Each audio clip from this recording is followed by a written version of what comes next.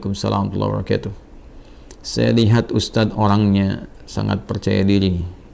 Bagaimana cara mengatasi sifat pemalu, minder, dan rendah diri? Terima kasih Ustadz.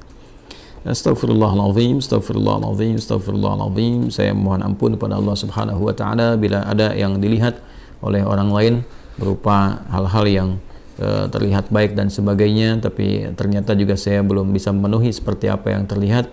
Maka semoga Allah mengampuni kekurangan-kekurangan itu, memaafkan dan memberikan bimbingan supaya menjadi lebih baik.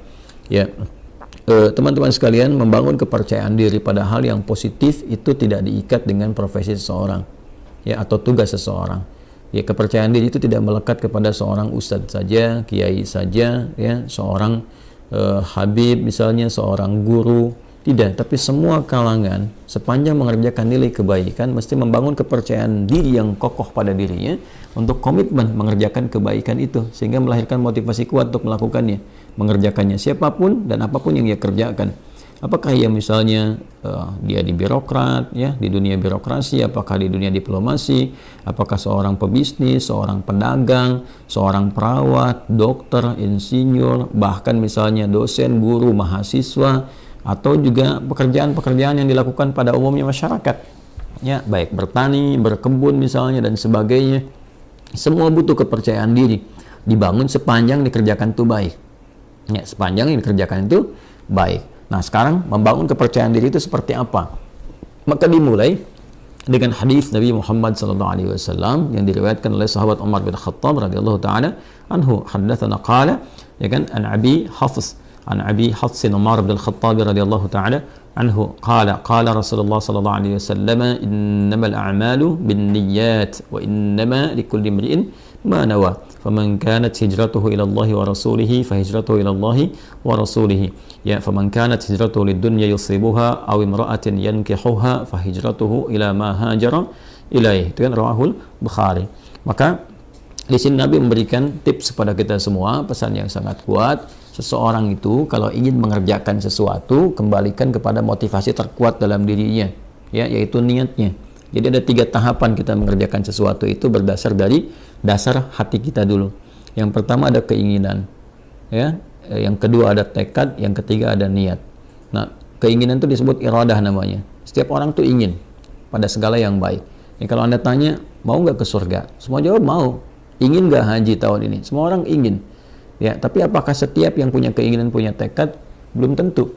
Ya, tekad itu azam namanya, azimah, punya tekad. Baik, saya ingin ke surga, saya punya tekad yang kuat untuk bisa mendapati itu. Ya, nah tekad ini akan menurunkan turunan-turunan sampai nanti ke niat. Ya, sama persis saya pengen haji nih tahun depan, pengen banget, ya. Beda dengan yang sekedar ingin. Kayak ingin haji, ingin saja, tapi punya tekad, dia ingin mewujudkan keinginan itu. Nah, tahapan mewujudkan tekad tuh ke selanjutnya disebut dengan niat. Ada usaha pendahuluan, ya, nabung dari sekarang, terus berikhtiar, ya, ikhtiar yang optimal sehingga apa yang kita tekadkan itu bisa tercapai. Ingin ke surga, alhamdulillah, bertekad, apa surganya nih, Firdaus, maka kita siapkan, ya, berniat betul-betul, bikin tekadnya itu terwujud dalam bentuk perencanaan awal, perbaiki diri, boleh berhijrah, ya, berhijrah mendekat, meninggalkan yang buruk. Hijrah itu meninggalkan kebiasaan yang kurang baik, yang tidak Allah sukai, kepada kebiasaan baik yang Allah dan Rasulnya sukai. Itu poinnya. Jadi hijrah itu bukan menuntut kita pindah kepada suatu tempat tertentu, ya, kecuali kalau di tempat kita beraktivitas itu sangat tidak kondusif sekali.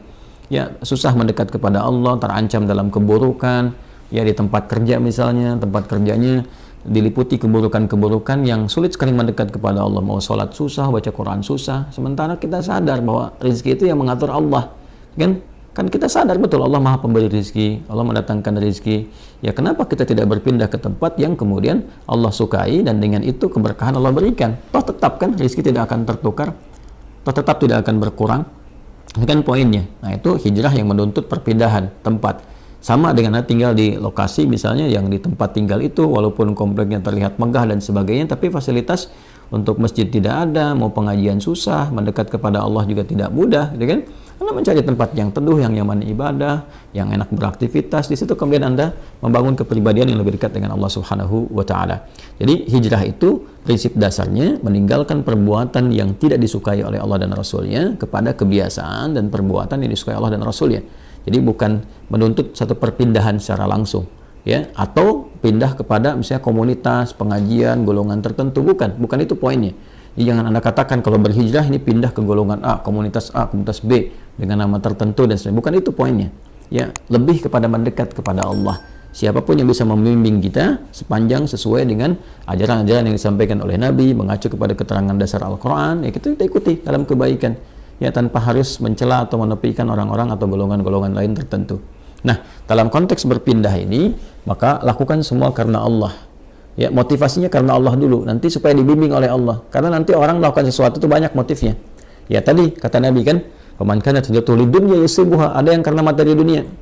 Ya, jadi Anda ini melakukan aktivitas untuk percaya diri ini, ya, mengatasi sifat malu, minder, macam-macam. Apa yang mau dikejar? Karena dunia. Ya, kalau cuma dunia orang banyak sekarang. Ya, ada latihan-latihannya segala rupa untuk mencapai pekerjaan tertentu. Ada latihan sekarang di bidang bisnis misalnya. Dilatih Anda public speaking, bagaimana bicara depan orang, begini, begitu, dan sebagainya untuk capaian dunia. Ya, Anda akan dapat. Kata Nabi, Anda akan dapat. Ya, tidak ada kesalahan di dalamnya, sepanjang dicari itu baik, tapi belum tentu ada pahala untuk bekal pulang. Nah, niat itu menentukan apakah apa yang akan kita cari ini disukai oleh Allah, sehingga punya bekal akhirat, value-nya value akhirat, atau cuma dunia saja. Itu poin pertamanya. Jadi tanamkan pada diri kita itu motivasi yang kuat untuk mengerjakan sesuatu ini lillah, karena Allah, ya, dan Rasulnya. Nanti karena Allah itu memberikan kekuatan pada jiwa, dan Rasulnya memberikan bimbingan yang sudah Nabi contohkan kepada kita, ya, dan mewariskan pedoman-pedoman kehidupan yang abadi sifatnya. Nanti tinggal diikuti di situ, ya kan? Nah, jadi yang pertama adalah membangun kekuatan niat, motivasi diri dulu. Motivasi diri dulu. Saya ingin melakukan ini sebagai hujjah saya ketika kembali kepada Allah. Ya, saya ingin melakukan ini ya supaya Allah ridha dengan saya. Nanti dari niat yang benar itu Allah berikan kekuatan pada diri kita. Nah, niat itu diterjemahkan dengan apa? Setelah muncul dalam hati kita, kita akan memulai aktivitas itu yang baik itu, maka kita bisa mulakan itu dengan memohon kepada Allah. Nah, di sini dia. Jadi membangun sifat kepercayaan diri, diantaranya memulai dengan menautkan aktivitas yang akan kita kerjakan, ya, dengan harapan perlindungan dan pemberian kekuatan serta bimbingan dari Allah. Mohon taufik namanya, minta. Nah, itu keadaan itu disebut dengan tawakal namanya. Ya, tawakal itu menyerahkan keadaan kita yang akan kita ikhtiarkan, baik mulainya ataupun akhirnya kepada Allah, gantungkan kepada Allah, sehingga Allah memberikan perlindungan yang paripurna kepada diri kita. Maka Nabi mengajarkan kita untuk berdoa dalam memulai segala hal. Nah, doa itu juga membangun kepercayaan diri. Makanya orang kalau mau mengerjakan sesuatu, ketika dia berdoa lebih kuat kan? Ya, Anda mau bicara, Anda berdoa.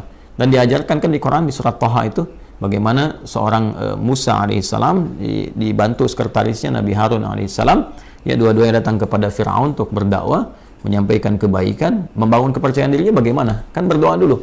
Ya kan? Setelah dia berniat baik, menjadikan semua urusan karena Allah, dibimbing oleh Allah tuh. Ya, bimbingannya indah sekali. Jadi bimbing oleh Allah, nanti kalau datang katakan yang baik-baik, katakan yang lembut supaya dia sadar. Ya, di Quran surat Thaha itu kan ayat 43 sampai 44, faqula lahu qawlan layyina la'allahu yatadzakkaru aw yakhsha. Katakan yang lembut, ya kan? Katakan yang halus, tutur kata yang baik, yang elok dengan retorika yang benar, ya kan? Sampaikan aja. Nah, mudah-mudahan dengan itu nanti ya, ada kelembutan pada hati dia sehingga dia merasa takut kepada Allah dan memperbaiki diri. Nanti Allah bimbing, berikan kekuatan. Makanya nanti ayat-ayat berikutnya itu memberikan kepercayaan diri yang kuat kepada Musa. Ketika tawakal itu ada, lalu dibimbing doanya, Rabbi shrahli sadri wa yassirli amri wahlul 'uqdatam bil lisani yafqahu qawli. Lalu kemudian Allah menegaskan, jangan takut Musa, ya aku akan membersamai kamu, ya kan? Nah, kamu akan dibekali begini begitu dan sebagainya. Ini isyarat Quran yang sangat dalam. Tautkan aktivitas kita kepada Allah Subhanahu wa taala, lalu bacakan doa. Kalau di sini terkait dengan bagaimana supaya tampil bisa bicara dan sebagainya, doanya juga ada sendiri. Seperti tadi diajarkan di Quran, Rabbi shrahli sadri wa yassirli amri wahlul 'uqdatam bil lisani yafqahu qawli. Nanti untuk belajar supaya pede nih, ya, jangan sampai pesimis, waduh saingannya berat nih, waduh ini bisa nggak lulus ujian. Percaya diri, yang dituntut ikhtiar kok. Nanti Allah yang mengatur Anda masuk di kampus mana, di sekolah mana yang terbaik untuk masa depan kita.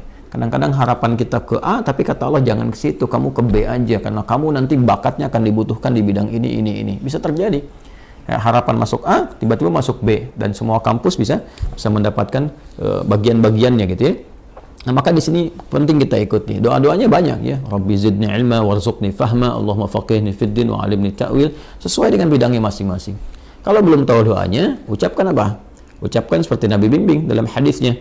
Ya, qala Rasulullah sallallahu alaihi wasallam, kullu amrin dhi balin la yubda'u fihi bi bismillahirrahmanirrahim fahuwa abtar. Maka mulai dengan bismillahirrahmanirrahim. Perbuatan baik itu niatkan, ya. Dalam diri kita kuatkan, ucapkan bismillahirrahmanirrahim. Anda mau kerjakan apa nih? Mau pidato? Bismillahirrahmanirrahim. Nah, ba itu nanti ada 14 makna. Di antara makna ba di situ nanti ada sebabiyah. Ya, dengan sebab aku akan mengerjakan ini, aku tautkan karena Allah. Ghayahnya, ghayah lillah, karena Allah subhanahu wa ta'ala. Maka mohonkan kebaikan kepada Allah. Minta kebaikan. Bismillah, ya, Ar-Rahman, Ar-Rahim. Nanti sifat-sifat Rahman dan Rahim Allah akan disertakan kepada kita. Maksudnya apa? Diberikan bimbingannya kepada kita. Dioptimalkan, dinaungkan kepada kita. Dengan rahmat Allah, kita akan dimudahkan beraktivitas. Dengan rahmat Allah, dijaga dari kesalahan. Dengan rahmat Allah, diberikan kekuatan. Itu Bismillahirrahmanirrahim. Makanya Nabi pun ketika mulai menerima wahyu diminta oleh Allah untuk pede, untuk percaya diri. Walaupun Nabi nggak pernah belajar, ya, nggak pernah beliau punya guru formal, nggak ada beliau pernah masuk madrasah, ya kan? Nggak pernah belajar, ummi sifatnya, ya, sifatnya apa? Ummi. Maka apa yang terjadi? Yang terjadi ketika menerima wahyu kan, ya, kata malaikat, iqra, baca. Ma'ana biqari, saya betul-betul nggak bisa baca. Iqra, ma'ana biqari, saya betul-betul nggak bisa baca. Ya, sampai yang ketiga kan, iqra ma'ana biqari. Nabi bisa mengatakan maqara'tu. Ya, pakai bentuk kata kerja, bentuk past tense, kemudian dengan sigat ma, nafi. Ya, saya nggak bisa baca. Tapi ketika ma bertemu dengan ba, itu taukid sifatnya. Ma ana bi. Ya, ma ketemu dengan ba, itu penguat taukid. Ba-nya jadi taukid. Saya betul-betul nggak bisa baca. Maka apa yang diturunkan oleh Allah Subhanahu wa taala untuk membangun kepercayaan diri beliau? Iqra bismi rabbikal ladzi khalaq. Muhammad SAW niatkan baca itu, ya, baca.